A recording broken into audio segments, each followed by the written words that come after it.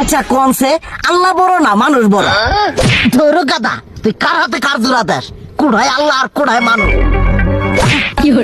যেটা কবার কইছে ওইটা কন। আল্লাহ বড় না মানুষ বড়? আল্লাহ তো বড়। আল্লাহ বড়, তাহলে আল্লাহর কথা না হইনা মানুষের কথা শুনেন কে? কি কইতাছস? কি আর আল্লাহর কথা মানে না মানুষের কথা মানে? হ্যাঁ, কি আর মানুষের কথা শুনেন তাই না? আমনে যে ওই দিনকে ডায়াবেটিসের রোগ নিয়ে যে হাসপাতালে গেলেন, ডাক্তার আপনার কত কিছু খাবার না করলো, সব কিছু না খাই এখন চলতেছেন। তাহলে আল্লাহ যে আপনারে কইছে যে হারাম খাবার না, সুদ খাবার না, কই আপনি তো কাম কাজ বাদ দিয়ে এলাকার মধ্যে টাকা পয়সা না গায়ে খালি উল্লে দিয়েই খান, নিজেরা টেও হালাল ভাবে কামাই করেন না। ওই সুদ তো না করে টাকা করে লাভ আহে, উল্লে দিয়ে দিয়ে চলেন আর পেটটা বড় বানাইছেন। শুনেন একটা কথা কই, হারামের কোনোদিন আরাম নাই।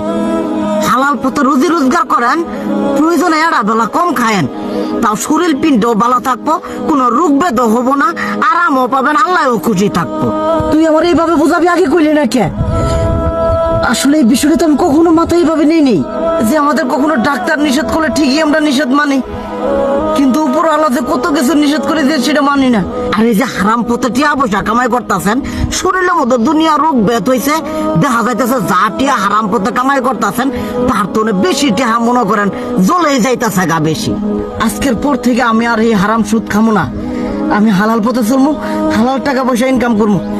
এতে করে যদি একবেলা কমও খাইতে হয় তবুও খামো, তবু আমি আর এই হারাম পথে চলবো না। আচ্ছা ঠিক আছে।